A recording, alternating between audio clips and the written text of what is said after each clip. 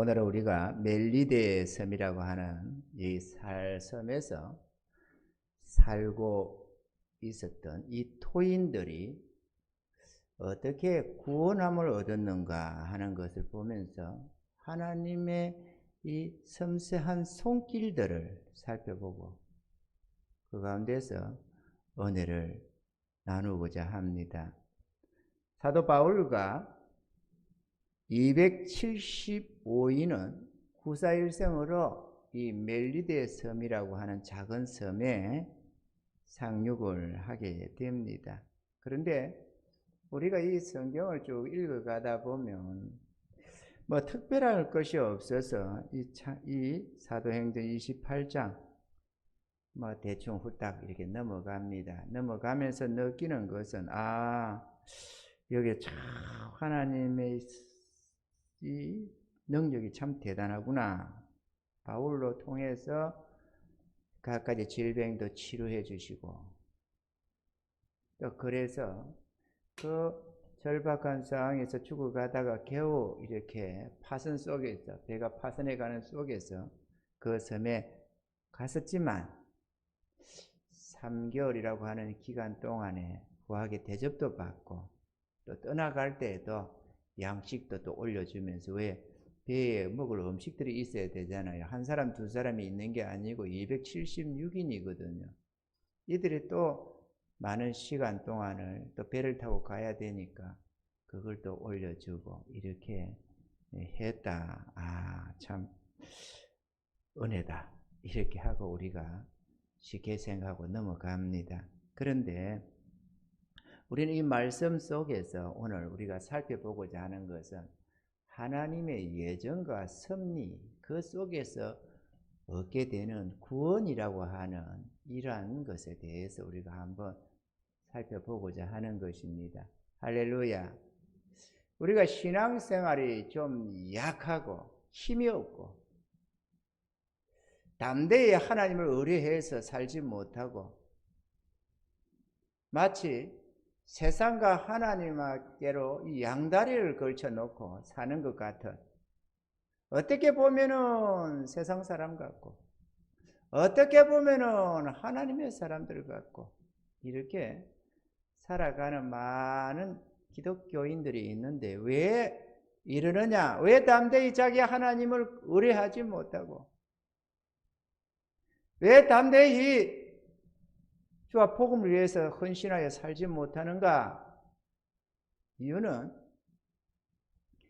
하나님을 제대로 보지 못해서 그러는 것이라고 나는 생각을 합니다.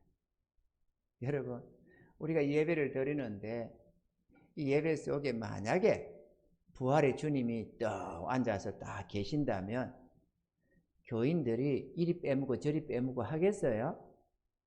그렇죠? 아무리 어쨌든 여러분들 주님 또 앉아 계시고 보고 계신다면 여러분 1년 가도 한두 번 빼먹기가 힘들 것입니다. 아마 모르긴 모르다. 뿐만 아니라 소문 나가지고 그 교회에 주님 계신다 가자 이래가지고 아마 미어 터질 겁니다. 저 앞에서 표 받아가면서 줄 서세요. 이래가지고 미리 예약 받고 남은 좌석 몇 개 남았는데 먼저 오시는 선착순 몇 명 이렇게 해서 아마 들어오지 아마 제대로 앉을 자리가 없지 않을까. 왜 이렇게 빈자리가 많은데 좌석만 안 치느냐, 복도도 안 치지 이러면서 막 오고 참 좋을 것 같은데 농담입니다만은 중요한 것은 하나님의 예정, 하나님의 섭리, 하나님의 통치가 제대로 보이지 않아서 우리의 알력이 부족해서 하나님의 역사들을 건성건성으로 봐버리고 우리에게 주시는 은혜들을 제대로 깨닫지 못해서 건성건성하다 보니까 주의 말씀에 믿음으로 화답도 제대로 못하고 그러다 보니까 증거되는 말씀이 내게 크게 유익이 안 되고 그래서 그냥 나와서 한 번씩 앉아서 주의 말씀 들으면서 조금씩 은혜는 입어도 마음의 감동도 있고 이런저런 하나님의 간섭도 있지만 6일 동안이라고 하는 동안에 세상에서 워낙 강력하게 세상 정신, 세상 풍습, 이런저런 관습 이런저런 유혹들이 강력하다 보니까 내가 이제 믿음 생활 잘해야지 라고 생각했던 그 결심이 며칠 가지도 못하고 작심삼일이라고 그냥 또 꺾어지고 무너지고 이렇게 돼가면서 겨우겨우 신앙의 맹맹만 유지해가는 모양새만 그리스도인의 모습처럼 이렇게 살아가는 수많은 사람이 있지 않나 나는 그렇게 생각을 합니다. 그래서 오늘 이 밤에 이 한 사건, 이 멜리데 섬에서의 일어나는 사건 속에서 하나님의 놀라운 이러한 손길들을 여러분이 볼 수 있기를 바라고, 그래서 좀 그런 눈들이 좀 더 열려져서 우리를 향한 하나님의 그 선한 손길들도 좀 깨달아 하는, 그리고 믿음으로 화답할 수 있는 그런 은혜자들이 될 수 있기를 바랍니다. 첫째, 하나님의 예정과 섭리입니다. 우리 하나님은 우리의 구원에 있어서 예지 예정하시고 섭리 안에서 우리를 그 구원의 길로 인도하신다라는 것입니다. 할렐루야. 에베소서 1장 3절로 6절에는 이렇게 말씀합니다. 찬송하리로다. 하나님 곧 우리 주 예수 그리스도의 아버지께서 그리스도 안에서 하늘에 속한 모든 신령한 복으로 우리에게 복 주시되 곧 창세 전에 그리스도 안에서 우리를 택하사 우리로 사랑 안에서 그 앞에 거룩하고 흠이 없게 하시려고 그 기쁘신 뜻대로 우리를 예정하사 예수 그리스도로 말미암아 자기의 아들들이 되게 하셨으니 이는 그의 사랑하시는 자 안에서 우리에게 거저 주시는 바 그의 은혜의 영광을 찬미하게 하려는 것이라. 할렐루야. 신령한 복 주시려고 우리를 예수 안에서 그리스도 안에서 택정하시고 그 뜻대로 예정하셔서 우리에게 구원을 주시는데, 하나님이 거저 주시는 바 그 은혜의 영광을 찬미케 하려고 했다. 할렐루야. 복음성 어떤 찬송집을 보니까 복음성집을 보니까 찬미예수라는 게 있습니다. 그리고 우리가 옛날에 찬미예수 그거 가지고 우리가 많이 이 저녁 예배, 수요 예배 때 찬미예수 가지고 찬양을 들어 많이 했었습니다. 할렐루야. 그 일찍이 우리 소천에 간 질병으로 암으로 소천에 간 우리 서홍열 성도님이 그 찬송집을 찬송인가 이 복음송을 이렇게 하나님 앞에 예물로 드려가지고 했던 걸로 아마 생각이 나는데 기억되는데요. 장로님 맞나요? 맞다네요. 그래가지고 그 찬송집으로 찬송을 많이 불렀습니다. 찬미예수. 여러분, 하나님의 구원의 은혜를 찬양할 수 있어야 합니다. 그저 세상에 찌들어서 이거 끌까요? 내가 이런저런 것에 찌들고 세상 것에 갈망하고 이러다 보면 첫사랑이 다 식어져 버리고 하나님의 구원의 감격이 가물가물해져서 내가 그 은혜를 주신, 거저 주신 바 그 은혜의 영광이 내게 있고 그 은혜가 내게 주어져 있다는 것, 내가 그 은혜를 입었다는 것을 망각해버리고, 그래서 감격도 없고 감사도 없고 찬양도 없고, 그렇죠? 많은 사람들이 그렇게 삽니다. 이거는 정말 잘못된 것입니다. 하나님이 그렇게 그냥 너 천국 와라 이래가지고 그거 하나 준 게 아닙니다. 여러분, 깨닫는 은혜가 있기를 바라고, 내 몸뚱이 내 거라고 생각해서 내 마음대로 이렇게 저렇게 굴리지 마시고 하나님 것으로 구별되었다는 줄을 알고 주님의 기쁘신 뜻 가운데서 살아가시길 바랍니다. 그래야 성령이 소멸되지 아니하고 내 안에 충만히 역사되어서 나의 모든 삶 속에 신이 주장하시고 당신의 선한 뜻도 나타내 주시고 또 성령의 감화와 감동이 넘쳐나서 세상의 모든 것보다도 더한 하나님의 은혜 안에서 기뻐하며 즐거워하며 살 수 있는 능력을 주시는 것입니다. 할렐루야. 그런 은혜가 있기를 바랍니다. 하나님은 멜리데 섬에서 살아가고 있었던 이 토인들을 구원하시기로 작정하셨더라. 언제? 창세전에 말이지. 창세전에 토인들을 구원하여 작정하셨다. 자, 그러면 하나님이 이렇게 미리 예정을 하시고 작정하시고는 그들을 구원하려고 했는데 때가 돼야 되잖아요. 모든 것이 때와 기한이 있다고. 이제 때가 됐는데요. 하나님은 특별한 섭리 가운데서 이들을 구원해내기로 작정을 하셨습니다. 먼저 보면은 유대인들을 들어서 하나님이 사용을 하셨습니다. 토인들의 구원함을 받음이 하루아침에 어쩌다가 이루어진 게 아니라는 사실을 우리가 알 수 있습니다. 왜냐하면은 이 섬에 도착하기 떠밀려서 파선 직전에 이렇게 들어가게 됩니다. 배가 파선되고 뭐하고 해서 겨우겨우 목숨 부지해서 들어갑니다만은 여기 오기 수년 전부터 하나님은 이 계획을 가지고 계셨습니다. 그래서 사도 바울에게 또 이 선교 여행 3차 기간에 바울에게 알려주셨습니다. 네가 로마로 가게 될 것인데 제수로 잡혀갈 거다라는 것을 말이죠. 그리고 이 사람 저 사람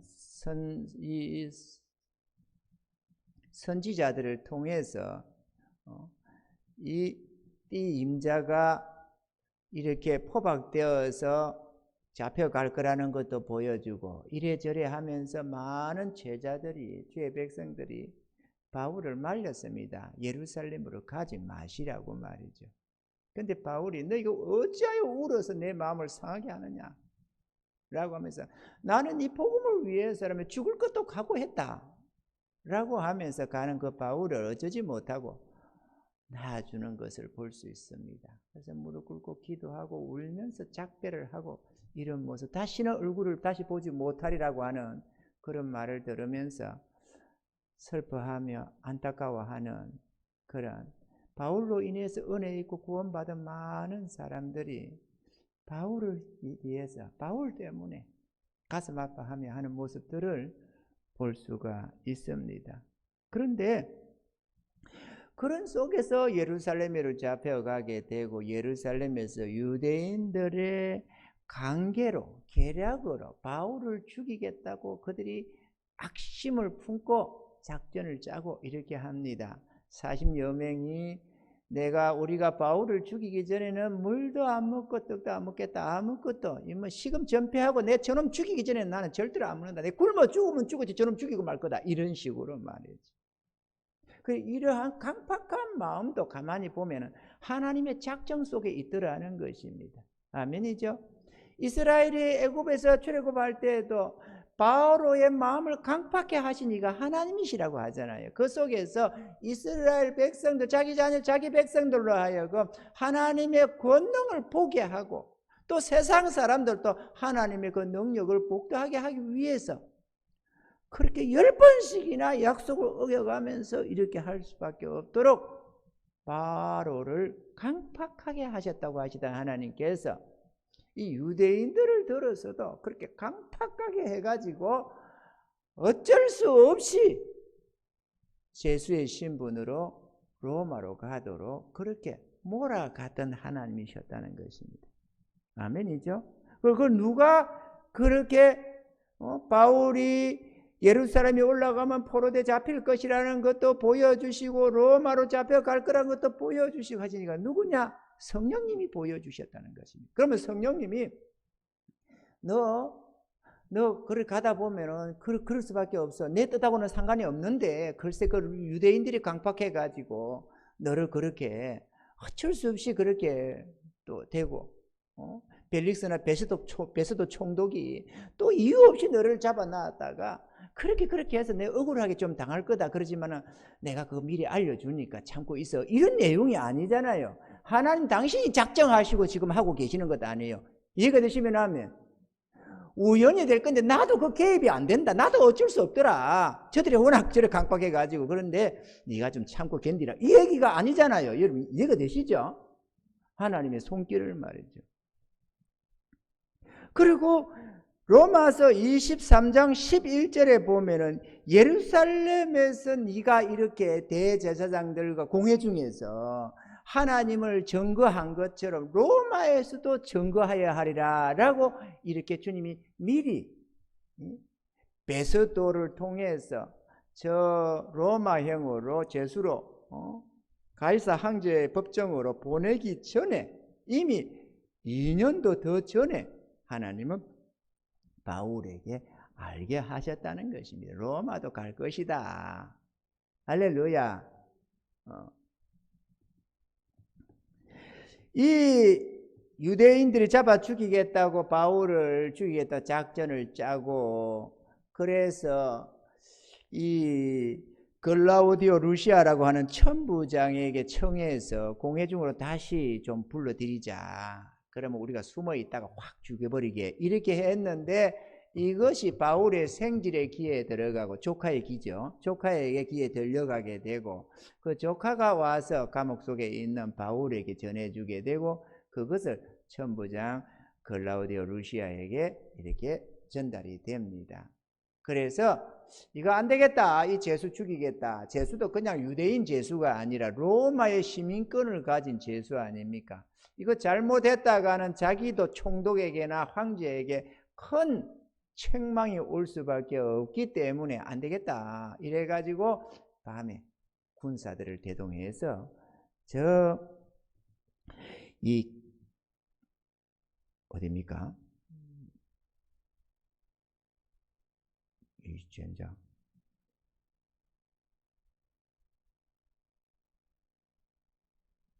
가이사라. 아유, 그게 뭐 가이사 하면서 가이사라가 생각하네. 죄송해요. 한 번 더 깜빡깜빡해요, 내가. 가이사라로 이제 벨릭스 총독이 있었던 그 가이사라로 보내지게 됩니다. 그곳에서 2년을 감옥 속에서 거하게 됩니다.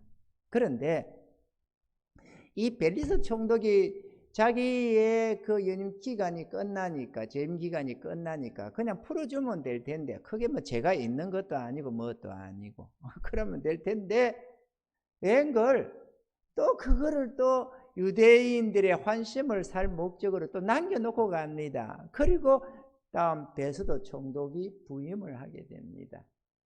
그래 베스도 총독이 부임을 해서 예루살렘에 또 올라갔더니만 또 유대인들이 대제사장이며 뭐 이런저런 자들이 그 제수 바울이 있는데 우리 좀 불러 올려서 여기서 우리 공회에서 이렇게 한번 예루살렘에서 이거 한번 조사받아야 되지 않겠느냐, 이렇게 막 합니다. 그러니까 베스도가 제수의 이런 답변을 듣기 전에 그 피고를 내주는 게 로마의 법이 아니다. 그러니까 나가 곧 내려갈 테니까 너희도 같이 내려가서 저 가이사라 저기에서 법정에서 보자. 내 법정에서 보자 라고 했습니다. 그래 이제 또 내려왔는데 이들이 또 한 거는 또 그 오는 길목에 매복해 놓고는 또 데리고 오면 죽이겠다고 또 작전을 짭니다. 그런데 바울이 그런 계략을 이 유대인들의 그런 집요한 이런 계략들을 잘 아는지라, 또 하나님이 일찍이 로마로 네가 갈 거라고 했기 때문에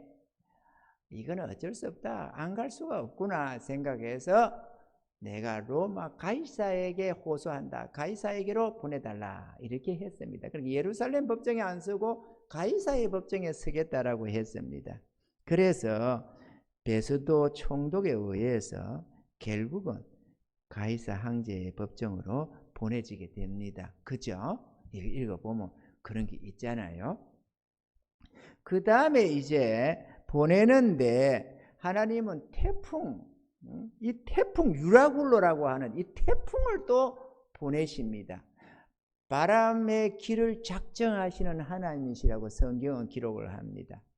그 바람을 일으키신 이가 우연히 유라굴로라고 하는 태풍이 일어난 게 아닙니다. 이 백부장 율리오와 또 이런저런 군병들에 의해서 제수들이 몇몇이가 잡혀가는데 그 속에 바울도 있었습니다.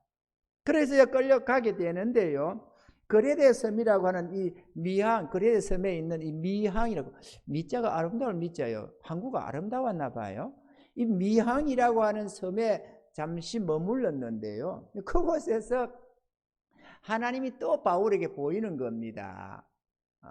자, 큰 폭풍, 태풍이 하나 일어날 거다. 그러니 이거 상당히 위험해서 목숨이 위험한 그런 태풍이다라고 알려주셨습니다. 우연히 일어난다고 어느 날에? 아니죠. 하나님이 작정하시고 지금 가르쳐 주는 겁니다. 모든 길을 작정하신 이가 하나님 아닙니까? 좀 우리가 좀 넓게 좀 보는 눈이 있어야 되겠죠. 하나님 안에서 보는 눈을 좀 가져야 되는 거죠. 미리 알려줬습니다. 그래서 그것을 위험하다니까 배의 하물과 생명도 위험하다. 하물은 말할 것도 없고 생명도 위험하다라는 것을 알려줬기 때문에 강력하게 지금 이 행선이 안 된다. 여기 머물러야 된다라고 했습니다. 그런데 이 백부장이 이 제수 바울을 잘 몰라. 그러다 보니까 선장과 선주의 말을 바울의 말보다 더 믿더라는 것입니다. 그럼 뭘 말했느냐? 선장과 선주가 안 그렇다. 요때 그런 태풍 없어. 작년에도 없었고 지난해도 없었고 요때 요 기간은 아니야. 이런 식으로 말이야. 그죠? 항상 항해를 하다 보니까 대충 태풍 일어나는 때를 알고 뭘 알고 이건 아니야. 괜찮아. 그래가지고 이제 이 백부장이 그래 좋다 이래 갑시다 이래가지고 갔는데 여행을 출발했는데 바람이 막 순풍이 부는데 아주 자기들 덕이한 줄 알고 기뻐 즐거워했습니다. 그런데 그러면서 말이야 봐라 지금 재수 뭘 안다고 말이야. 아니 여기서 잔뼈가 굵은 우리야. 이 선장이 그냥 날로 선장된 게 아니야. 내가 선장질을 한 지가 수십 년이야. 이 길을 훤히 알고 이 계절풍이 어떻다는 걸 내가 훤히 꿰뚫고 있어. 택도 안 소리하고 있어. 이렇게 득이했다고 성경에는 돼 있어요. 그죠? 택도 아니던 소리는 안 적었지만 충분히 그래 했지 않을까 나는 그렇게 생각이 됩니다. 택도 아니겠더니 말이야. 별것도 아닌 재수 주제에 말이야. 주제 파악도 못하고 말이야. 선장이 나를 뭘로 알고 말이야. 이런 말이야. 이거 눈총을 쏘면서. 그랬으니까 득이했다고 기록되어 있지. 그랬는데 앵글 조금 가다 보니까 바닷속에서 유라굴로라고 하는 강력한 태풍이 일어났습니다. 근데 이게 폭우를 겸한 폭풍을 가만 보니까 비까지 쏟아져 가지고 바람이 얼마나 강력하게 부는지 요즘처럼 모타보트로 가는 것도 아니고 말이죠. 그때 시절에 보면은 지금부터 언제입니까? 2000년 전 아니에요. 돛담배. 그런데 배가 엄청 컸어요. 엄청난 많은 상인들의 화물도 있고 그 배에 같이 탔던 모든 인원이 276인입니다. 276명이 타려면 배 큰 거예요. 사람만 타고 다니는 연락선이 아닙니다. 그게 화물이 주 목적인 거예요. 주로 보면은. 그러면 얼마나 배가 컸다는 걸 알 수 있지요. 그죠? 콜럼버스가 항해하던 그런 거 같으면 큰 그런 어떤 것들 아닌가 이렇게 생각이 돼요. 어쨌든 크긴 컸나 봐요. 그래가지고 이 돛담배를 가지고 가는 거잖아요. 이 기동하는 이게 바람이 풍력에 의해서 주로 움직이는 거 아니겠어요? 그거는 크게 힘 안 되는 것이고. 그런데 워낙 강력한 바람이 부니까 이거는 어떻게 해볼 수가 없어. 돛을 올릴 수도 없어요. 태풍 불 때 돛 올리면 배 파손해버립니다. 그래 그거 다 끄잡아 내라고 다 지지치고 하니까 내라고 그냥 바람 부는 대로 떠밀려 가는 겁니다. 며칠 동안? 자그마치 14일 동안. 저들의 의지가 하나도 없어요. 하나님의 계획대로 바람으로 불고 불어가지고 결국은 멜리데 섬으로 지금 가는 겁니다. 그리고 우리 하나님께서 이렇게 내가 볼 때는 가만히 생각해 보면 하나님께서 이런 거예요. 그 멜리데 섬의 토인들을 구원해야 되겠는데 누구를 보낼고 하나님이 고민을 좀 했겠죠. 누구를 보낼까 생각하다가 이도 안 되고 저도 안 되고 그거 누가 가겠습니까? 그 섬에. 그러니까 이리도 안 되고 저리도 이렇게 바울이 로마로 가는 동안에 잠시 들려서 이렇게 좀 해가지고 개 좀 보내가지고 이렇게 좀 저들을 좀 구원하고 그리고 보내야 되겠다 좀 돌려 사용해야 되겠다 이렇게 계획을 한 거예요. 우리가 말이죠 주의 복음을 위해 살다가 이유 없는 고난을 당해도 우리가 볼 때 이유가 없는 것이지 하나님 안에는 얼마든지 이유가 있을 수가 있습니다. 할렐루야. 유대인들 저놈들만 안 했어도 재수로 안 됐을 것이고, 저 벨릭스나 베스도 총독이 이유 없이 붙잡아 놓지만 안 해도 이렇게 안 됐을 것이고, 좌우지간에 이렇게 저렇게 가는데 태풍이 안 불어서도 그 말로 갔겠어요. 그게 뭐 쓸데없이 그 조그만 섬에. 그런데 태풍이 불었습니다. 이 유라굴로를 일으킨 거 하나님이시죠. 얼마나 강력한 태풍이었는지, 태풍이라 해야 되나 폭풍우라 해야 되나, 태풍이니까 폭풍우가 있죠. 폭풍우였는지 구원의 여망이 다 없어졌더라, 이렇게 기록을 하고 있습니다. 이제 다 살았다, 이제 다 죽었다, 이런 상태란 말이죠. 이 모든 일들을 예정하시고 섭리하시는 하나님이 그 밤에 또 바울에게 나타나셔서 이제는 한 생명도 이름이 없을 것이며 너희가 한 섬에 걸리게 될 것이라고 말씀을 했습니다. 우연이요? 아니요. 하나님의 섭리 속에서 하나님의 작정하신 대로 바람의 길을 작정하시고 불어서 너희가 그 섬에 갈 것이다. 여기는 뭐 사공이 어쩌다가 간 것도 아니고 뭣도 아니고 순전히 하나님의 작정 속에서 떠밀려 가는 길입니다. 그죠? 우리 하나님은 나침반 없어도 다 되나 봐요. 이리 불고 이래가지고 딱 그렇게 보는. 야, 참 신기하잖아요. 자, 그런데 이제 여기서 이제 섬에 갔습니다. 그런데 하나님께서 이들을 이제 섬에까지 도착을 했습니다. 그 이제 토인들을 구원해야 되잖아요. 그죠? 모든 사도들을 사용하시, 주의 일꾼들을 들어 사용하시는 목적은 구원을 위함이다. 할렐루야. 그러니까 이 섬에 말로 보냈겠어요? 지금 하나님이 보내는 거 보이죠? 하나님이 보내고 있다. 근데 말로 보냈겠어요? 토인들 구원하라고. 이해가 되시면 아멘. 좀 이렇게 보면 보입니다. 여러분, 하나님의 손길이 보입니다. 그런데 토인들을 구원하라니까 바울이 재수잖아요. 무슨 당당한 선교사도 아니고 재수의 모습이잖아요. 그리고 1차적으로 토인들의 눈에 확 드러나야 되겠죠? 그래서 그게 첫 번째 독사 사건입니다. 추운 날씨에 피까지 맞아가지고 부들부들 떨면서 겨우겨우 그 섬에 상륙을 하니까 토인들이 저들을 동정해서 불쌍히 여겨서 불러들여가지고는 이 집 저 집으로 불러들여서 불을 피워줍니다. 몇 명이 아닙니다. 276명입니다. 섬도 작은 섬은 아닌가 봐요. 수많은 토인들이 살고 있었다. 그죠? 그래 안 하면 어떻게 276인을 수용하겠어요? 우린 반푼도 없지. 더더구나 섬인데. 그러니까 섬은 섬이라도 상당히 큰 섬이다. 모르겠어요. 멜리드 섬을 내가 안 쳐봐가지고 요즘 섬 이름이 뭔지 모르겠어요. 어쨌든 뭐라고 했는데, 그런데 그 섬에 상당한 인원이 살고 있는 제법 큰 섬이지 않을까. 내 생각이 뭐 저 거제도 좀 됐나? 거제도 섬, 제주도 섬은 워낙 크니까 그 정도는 아닐 것 같고, 좀 뭐 울릉도 같은데 276인이 들어가서는 안 될 것 같고 좀 큰 것 같아, 내 생각에. 여러분도 그런 것 같죠? 이제 토인들에게 바울을 주목하려고 하는데 독사 사건. 그 추워서 바울이 또 불을 피우고 하는데 누구를 시키겠어요? 제수를 시키지 백부장이 내가 할랴? 이러지는 않겠죠. 그래서 이제 군병들도 말이야 제수 보고 해.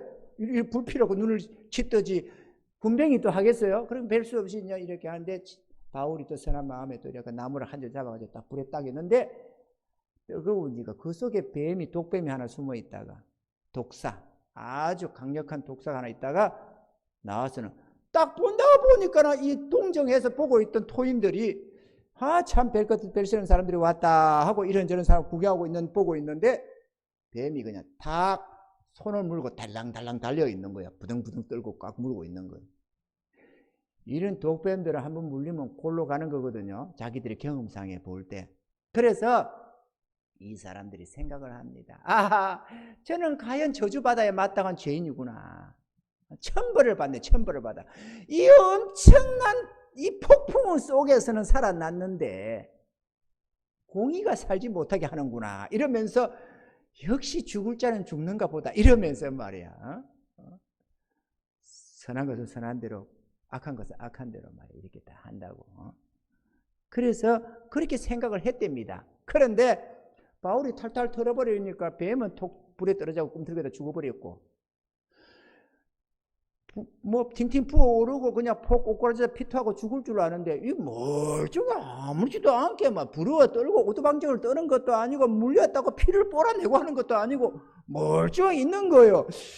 이 양반, 이 사람이요, 이 뱀의 독성이 어떤지 모르고 있는 사람이네. 이거 뭘 모르네. 이러게 뭐 일반인 같아서 병사쯤만 돼도 어떻게든 살려보겠다고 피 째고 뭐 했을 건데 재수 아닙니까?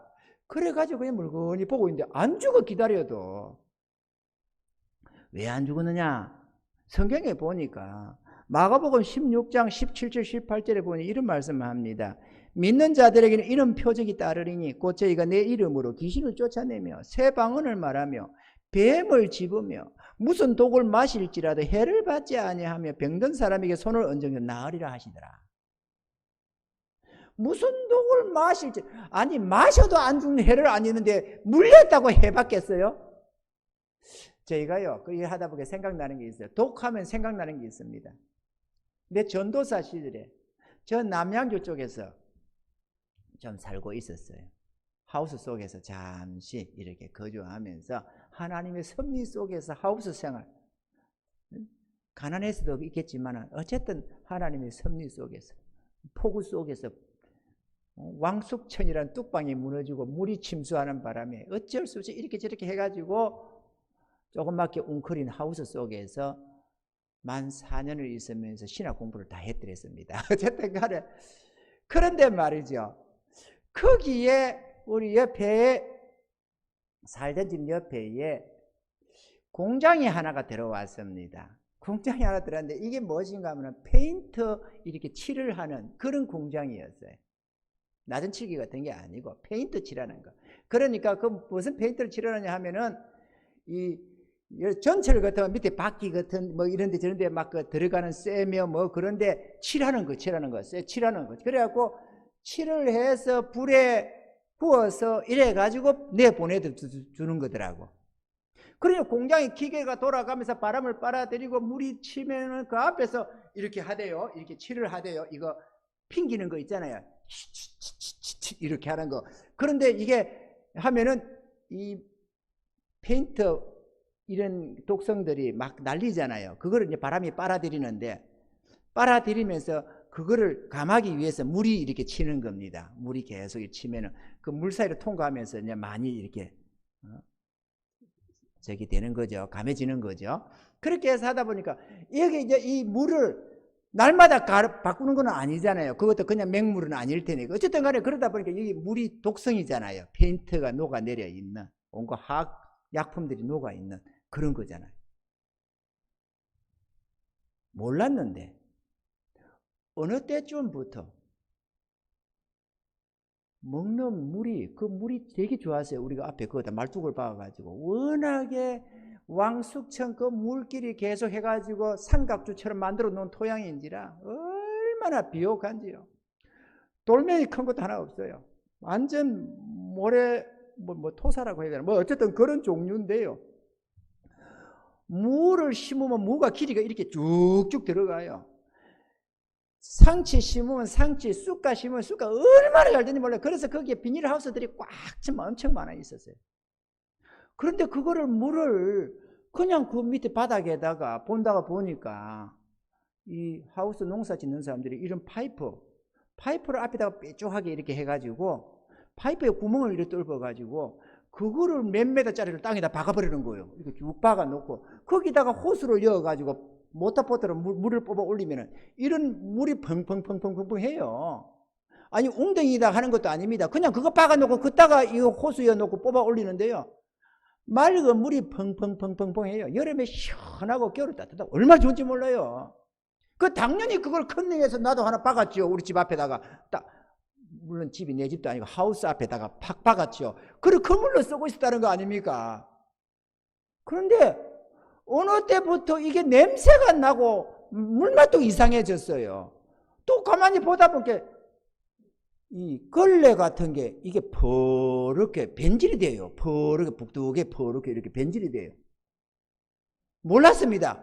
그런데 어느 날 본다 보니까 글쎄 이거를 화학약품 처리된 이거를 이 물 이거 해가지고 페인트가 시커멓게 변해진 이거를 잘 처리를 해야 되는데 그 어느다가 서울해가 들어 부습디다. 그 땅에다가 그 기름진 땅에다가 그러니까 소로록 들어가잖아요. 잘 들어가는 모래땅이 얼마나 잘 들어가겠어요. 그 물이 그 속에서 돌고 돌아가지고 사방팔방에 돌아다니는 거, 그 물이.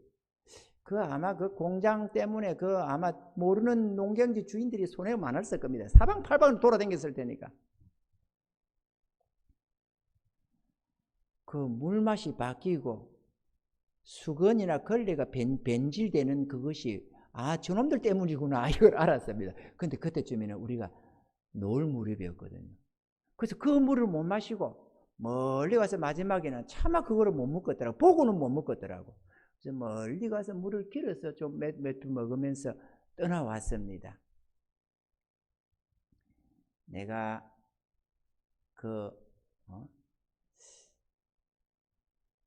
땅 주인들한테 좀 얘기를 해줄 걸 그랬나 싶기도 한데 그 백씨라고 하는 그 주인 그 사람이 허락 못되게 나한테 해가지고 내가 말 안 하고 와버렸어. 나도 성질이 있는데 말이야. 아니 생각을 해봐봐요. 거기 상치 쑥갓 심으면 얼마나 잘 된다고 했잖아요. 하루는 근데 전도사 시절에 돈이 없어가지고 먹을 것 없어서 정말 그때 겨우겨우 한 끼 먹어가는 때입니다. 그런데 내 집 앞에 바로 몇 메다 앞에 막 상치밭이 막 한 동, 두 동, 세 동 해가지고 막 쫙 있는데 상치가 얼마나 잘 자는지 몰라요. 이 피가 그렇게 좋을 수가 없어요. 조음에서 보기 힘든 상치들입니다. 그렇게 많은데 우리는 웬만하면 그 많은 거 몇 장 따먹으면 되는데 또 우리가 양심가잖아요. 또 그리스도인들이잖아요. 내가 전도사 아닙니까? 어떻게 훔쳐먹어요. 그래서 안 먹고 그거 하나 싸먹고 싶어도 못 먹고 이렇게 있는데 하루는 학교를 갔다가 딱 신학교 갔다 딱 오는데 보니까 이게 상치가 시들시들 이상해지더라고. 그 왜 그러나 했더니만 웬걸요. 워낙 그 해에 상치값이 싸가지고 인부들 들여서 따가지고는 별로 남는 게 없다고 제초제를 쳐서 싹 다 죽여버렸어요. 그거를. 그러면 좀 따먹으라고 하지. 지그 집에 있다가 새들었다가 풍랑 만나가지고 풍랑이 아니죠. 왕수천 범람하는 바람에 세간살이 다 망치고 그 조금 웅크리고 있는 하우스에 웅크리고 조그맣게 웅크려서 만들어서 있는데 그러면은 이거 좀 따잡으세요. 이거 괜찮겠어요? 그러면 따먹어요. 얼마나 따먹어요? 이거 갈아 엎을 겁니다. 이렇게 하면은 따먹었을 것 아니야. 후원을 집에 있는데 내 수익 없는데 니한테 왜 주냐? 이런 심보였나 봐요. 그래 아무 말도 없이 싹 엎어버렸어요. 내가 괘씸해가지고 내가 안 가르쳐주고 내가 싸가버렸습니다. 어찌든지 모르겠어. 나쁜 사람들 같으니라고. 어쨌거나 주의 백성들이 그 정도 수건이나 걸레가 변질이 될 정도면 그걸 먹고 마시고 살아왔던 우리는 문제가 크게 심각해져야 됩니다. 그런데 아무 이상이 없어요. 왜? 하나님이 지켜주고 계셨나 봐요. 바울을 붙잡아 주시던 하나님께서 그 해독제를 다 주셔가지고 할렐루야 성령으로 다 재버렸나 봐요. 아무 해가 없어요. 우리 애들도 해가 없었어요. 할렐루야. 하나님이. 그러니까 바울만 해독을 다 한 게 아니고 우리도 그러더라. 그래가지고는 이제 하나님께서 사도 바울을 들어서 토인들을 구원하시는데 보니까 이들이 죽을 거라고 생각했는데 분명히 저 독사한테 물리면 무조건 적사하는 법인데 안 죽는 거야. 기다려도. 그래서 처음에는 저가 재수 중에 재수구나. 공의가 저를 살지 못하게 하는구나 라고 했던 이들이 돌려 생각하기를 신이다. 다시 말하면 저건 신의 아들이야. 이렇게 생각을 했다는 것입니다. 자, 토인들에게 바울을 두각시켰다. 그죠? 놀라운 눈으로 바라보게 하셨다.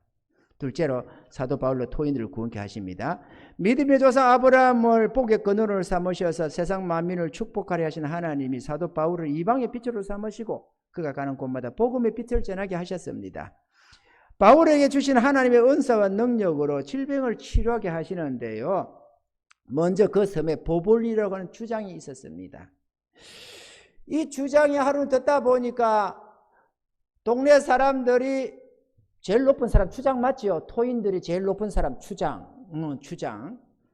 추장이 듣다 보니까 사람들이 하는 말이 저 재수 하나가 있는데 특이한 사람, 저거는 사람이 아니다, 신의 아들이다 이러면서 말이요. 아니 글쎄요, 뭔데? 그러니까 뭐 추장님 들어보세요. 저거 재수 하나가 이 뱀이 꽉 제대로 물었는데요, 안 죽어요. 세상에 그런 거 보셨어요? 못 봤어. 그거 물리면 죽어. 글쎄 그렇잖아요. 근데 지금 제대로 물렸는데요, 아무튼 게 끄떡없어요. 지금 신이 신 것 같아요. 아무래도 이랬더니만 그 말을 들은 추장 포볼리오가 바울과 그 일행을 청해가지고 사흘간을 유숙시키며 극진히 대접을 합니다. 물론 바울을 영접하고 대접했다고 했는데 내 생각에 그냥 이 동정하는 마음, 선한 마음으로 한 것도 있겠지만 내 생각에는 좀 꿍꿍이 속이 있지 않았느냐 이렇게 생각이 된다 이거지. 왠지 모르게. 왜냐? 포볼리오 이 추장의 아버지가 이질과 열병에 걸려서 오늘 내일 하고 있었거든요. 그런데 뱀에게 물려도 끄떡없는 이 신 같은 존재가 나타났다는 거야. 그 섬에 무슨 병원이 있겠어요? 뭐가 있겠어요? 그런데 바울이 이런 존재가 있다는 거야.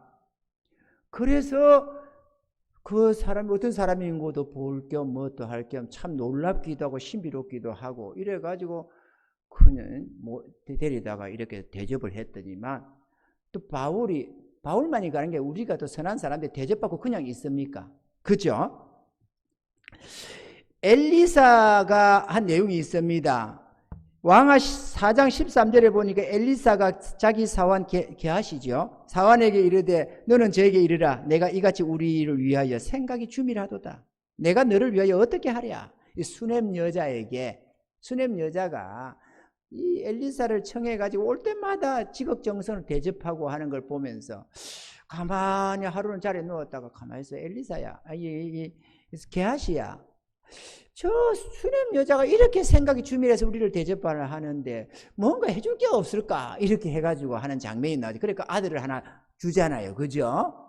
아들을 누가 줬겠어요? 축복하는 건 축복한 거고 하나님이 그 축복하는 대로 복을 주신 거죠. 당연히 이렇게 자신들을 한 명, 두 명도 아니고 276인이라는 사람들을 선대를 하고 또 자기들을 불러다가 이렇게 3일 동안에 정성껏 대접도 해주고 하는데 가만히 있겠어요, 사도 바울이? 딱 보니까 눈치가 있잖아요. 저 아픈 사람. 이게 딱 눈치가 보이잖아요. 그래가지고 들어가서 기도하고 안수해서 나사버렸습니다. 자, 두 번째 이제. 그렇지 않아도 뱀의 사건이 온 동네에 퍼져가지고 저거 신이다, 신의 아들이다 이랬는데 말이죠. 보볼리오 추장의 아버지가 오늘 내일 하는 건 다 알고 있는 바고 말이죠. 갖가지 방법으로 고쳐보겠다고 해도 안 되는 그런 상황이었는데 바울이 기도하고 안수하니까 딸랑 나사버리네요. 요 소문이 어떻게 났겠어요? 그죠? 죽어가던 추장의 아버지가 병고침 받고 뱀에게 물렸다가 살아나고 하는 것들이 섬 사람들에게 전달이 됐는데요. 아마 이 섬 사람들에게 이 전율이 된 게 아마 안 봐도 비디오일 것 같아요. 그러니까 섬 사람들이 몰려듭니다. 그런데 바울을 신이라고 한 것이 이분이 처음이 아닙니다. 루스드라에서도 복음 전도할 때 그 사건이 있었습니다. 루스드라에 발을 쓰지 못하는 나면서 안진뱅이 된 사람이 있었습니다. 애기도 아니었어요. 40년간을 발을 쓰지 못하고 오그라 붙어 있던 그런 존재였습니다. 바울이 복음을 전하다가 저가 구원받을 만 믿음이 있는 걸 보고 그에게 네 발로 일어서라 라고 하니까 뻘떡 일어섰습니다. 그걸 보고 써서 신당의 제사장들과 사람들이 모여들어 가지고 신이 사람의 형상으로 왔다 해가지고 그냥 제사를 드리겠다고 문 앞에 와가지고 소와 하관을 들고 와서 제사를 지낸다고 자기 신들의 신당에서 말이죠. 와가지고는 그렇게 제사를 드리려고 하는 장면을 우리가 성경에 볼 수가 있습니다. 그냥 뭐 어느 정도 해가 된 종류가 아니고 엄청난 상상할 수 없는 그런 기적과 이적들이 일어났던 거죠. 할렐루야. 왜 그렇겠습니까? 복음 전하라고. 하나님이 기적과 이적을 주시는 이유는 복음 전하라고 하는 겁니다. 아멘이죠.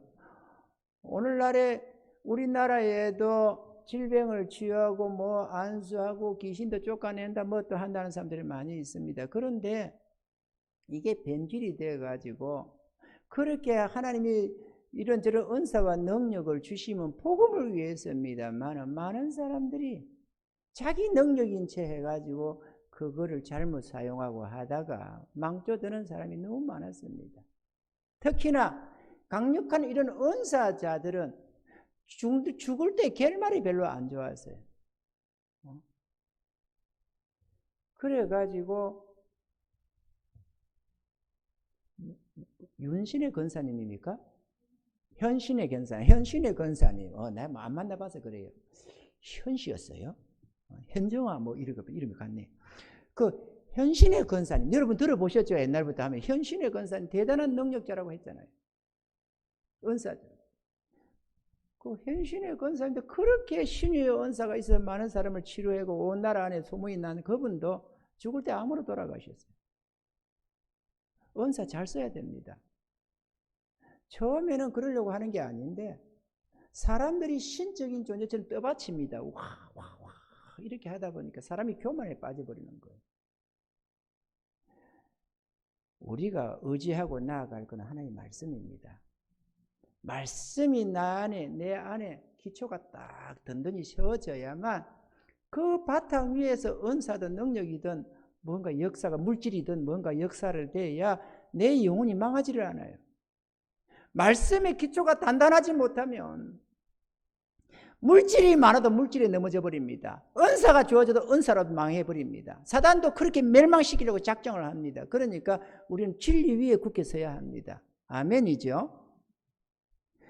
이런 사건이 퍼져나가니까 동네 사람들, 마을 섬 사람들이 그냥 인산일해를 이루면서 구름대같이 모여들었습니다.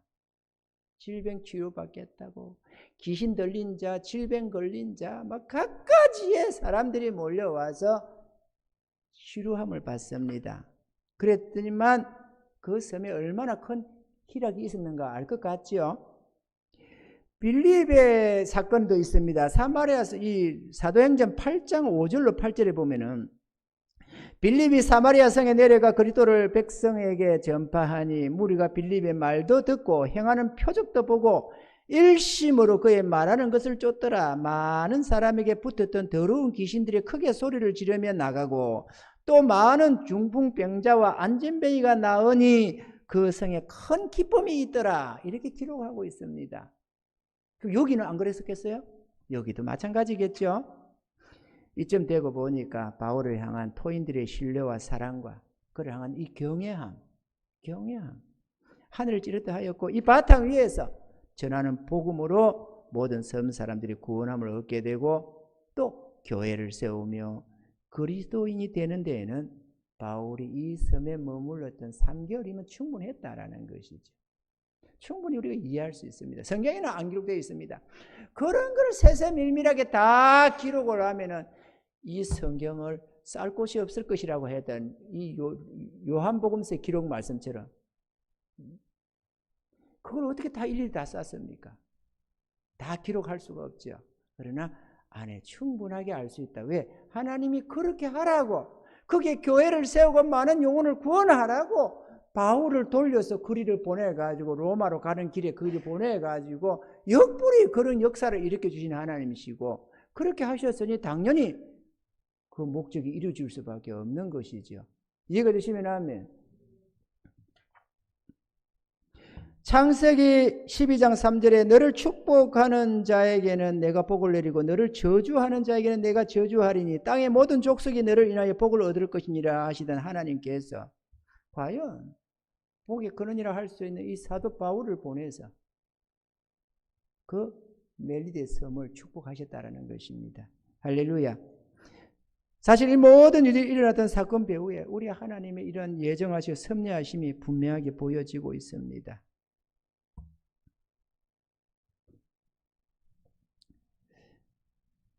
에베소서 3장 7절로 11절에 보면은 이 복음을 위하여 그의 능력이 역사하시는 대로 내게 주신 하나님의 은혜의 선물을 따라 내가 일꾼이 되었노라. 모든 성도 중에 지극히 작은 자보다 더 작은 나에게 이 은혜를 주신 것은 청량할 수 없는 그리스도의 풍성을 이방인에게 전하게 하시고 영원부터 만물을 창조하신 하나님 속에 감추었던 비밀의 경륜이 어떠한 것을 드러내게 하려 하심이라. 이는 이제 교회로 말미암아 하늘에서 정사와 권세들에게 하나님의 각종 지혜를 알게 하려 하심이니 곧 영원부터 우리 주 그리스도 예수 안에서 예정하신 뜻대로 하신 것이라. 할렐루야. 예정하신 뜻대로. 그렇게 해서 그 멜리데 섬에는 하나님의 복음이 전거되고 아마 모르긴 몰라도 섬 주민들의 90몇 프로는 다 그리스도인이 되지 않았을까 생각합니다. 우리 한국에도 말이죠. 선교사가 갔던 어떤 곳들을 보면요. 초장에 갔던 교회들 보면 말이죠. 전혀 선말 같은 구퉁인데도 말이죠. 그 교인들의 70%, 80%가 기독교인이 있어요. 안 믿는 사람 몇이 없는 그런 데가 있어요. 아니 이 어촌 마을, 작은 어촌 마을에 교회가 있는 것도 신기한데 이 지역의 사람들이 대부분 다 예수 믿는 사람이라니 이리 싶은데 이유가 그렇더라는 거죠. 그러면 일반 선교사들이 가서 사역한데도 그렇다면은 이런 사도 바울이 갔던 이런 행적지야 말할 것도 없지 않겠어요? 아멘이죠. 아마 떠난 다음이다 사도 바울의 동상도 만들어 놓고 추모하고 했을지도 모르겠습니다. 그리고는 하나님께서 또 다른 선교지 로마로 사도 바울을 이제 보냅니다. 3개월이 지나고 나니까 하나님은 멜리데 섬 토인들을 구원하신 후에 예정하신 뜻대로 사도 바울을 이 선교지 로마로 보냅니다. 이것도 또 이 예루살렘에서 나를 증거한 같이 로마에서 증거하여 하리라 라고 하신 말씀대로 하나님이 로마로 보냅니다. 사람에게 잡혀가는 것 같지만 어떤 권력자에게 잡혀가는 것 같지만 사실은 하나님의 섭리 속에서 로마의 이 가이샤라든지 이런 황제의 측근에 있는 많은 이런 군신들에게 이 은혜의 복음을 전하려고 하니까 직접 그곳으로 보내더라는 것이죠. 아멘이죠.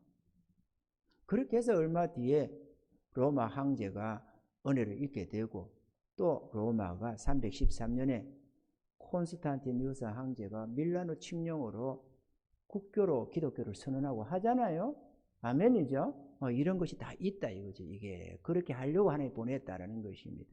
그래가지고 전 세계를 지배한다고 하는 로마가 기독교를 국교로 인선을 하고 나니까 복음이 흘러서 아시아로 와서 오늘날 우리가 그리스도인이 됐다는 거 아닙니까? 할렐루야. 바울은 그 로마 선교지에서 만 이태를 2년을 지내며 자기 셋집이 유하면서 복음을 전하게 되었고요. 또 그곳에서 그는 선교를 하게 됩니다. 사도행전 28장 30절 31절에는 바울이 온 이태를 자기 셋집에 유하며 자기에게 오는 사람을 다 영접하고 담대히 하나님 나라를 전파하며 주 예수 그리스도께 관한 것을 가르치되 그만한 사람이 없었더라. 이렇게 황제의 특별한 또 은혜를 입어가지고 재수를 돼서 착고를 채워서 감옥에 딱 있어야 되는데 자기 셋집이라고 하니까 아마 새방살이 같은 방 하나를 줬나 봐요. 아마 살 수 있도록 임시 거주할 수 있도록 그 셋집을 주고 자유를 줘라 금하지 말라라고 해놔놓으니까는 착고도 안 채우고 마음대로 사람을 청해 그 집을 떠나지는 못해도 거기에 머물러서 하나님 복음을 전하도록 그렇게 했는데 가이사 황제가 대개 기독교의 선대해서가 아니라 하늘의 하나님이 가이사의 마음에 그런 마음을 주셨던 거죠. 이해가 되시면 아멘. 결론입니다. 사도행전 20장 24절에 보면은 나의 달려갈 길과 주 예수께 받은 사명 곧 하나님의 은혜의 복음 전가하는 일을 마치려 하면 나의 생명을 조금도 귀한 것으로 여기지 아니하노라 라고 사도 바울은 말했습니다. 사도 바울은 그렇게 하나님께 쓰임받아 수많은 사람들을 구원하고 하나님께 영광을 돌리며 살다가 그렇게 제수의 모습으로 로마 선교를 마지막으로 순교당해서 소천하게 됩니다.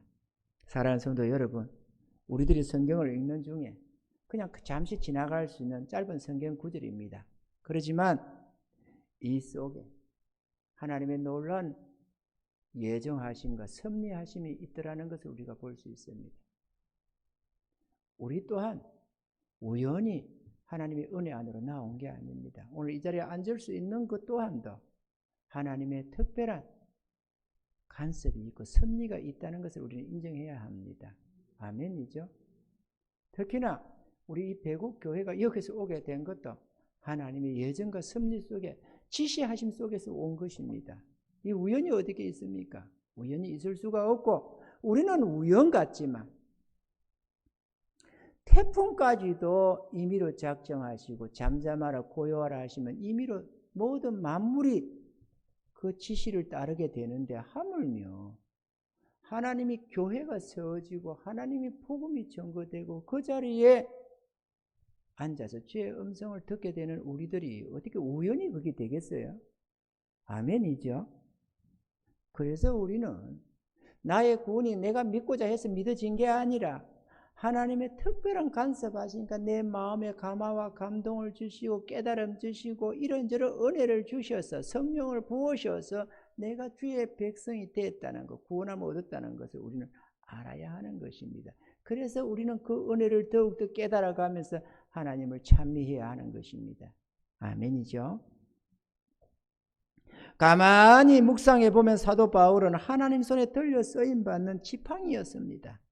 우연히 폭풍우를 만나게 되어 떠밀려 갔던 멜리드섬이 아니라 하나님의 계획과 섭리 속에 있었다는 것을 우리가 알 수 있으며 또 저 토인들의 귀신과 질병에서 치료함을 받은 그것들은 하나님의 복음을 위한 하나님의 은혜의 방편이었다는 것입니다. 할렐루야. 잠언서 3장 5절로 6절에는 너는 마음을 다하여 여호와를 의뢰하고 내 맹처를 의지하지 말라. 너는 범사에 그를 인정하라. 그리하면 내 길을 지도하시리라 하셨습니다. 우리는 하나님을 인정할 수 있어야 합니다. 아, 하나님 살아계시다. 이거를 인정하라는 게 아니고 천국과 지옥이 있다. 이것만 인정하라는 게 아니고 나의 삶에 하나님이 언제나 나의 주인이 되시고 나의 길을 작정하시고 인도하신다. 이거를 믿으라는 것입니다. 그래야 내가 나의 삶을 하나님께 의탁할 수가 있고 그래야만 하나님의 지시를 따라서 나아갈 수가 있습니다. 그래 안 하면 하나님이 지시를 해도 내가 알아듣지 못하고 그 말에 불순종하게 돼가지고 하나님의 은혜를 무한히 예배하시고 그 축복을 주시려고 해도 내가 불순종하고 내가 거스리고 내가 깨닫지 못해서 그 수많은 은혜들을 다 흘려버리게 된다는 사실입니다. 아멘입니까? 좀 열심을 냅시다. 돈벌이에 신경 쓰는 것만큼만 좀 하나님을 향해서 열심을 좀 냅시다. 사랑하는 성도 여러분, 돈벌이가 그렇게 중요합니까? 돈이 그렇게 정말로 내 생명을 살리고 죽이고 합니까? 하나님이 아니면 내가 돈 못 벌면 돈 못 법니까? 하나님은 돈 줄 수 있는 능력이 없습니까? 주님은 말씀하십니다. 금도 내 거요 은도 내 거라고. 하나님은 부하기도 하고 가난하기도 하고 천하기도 하고 높이기도 한다고 했습니다.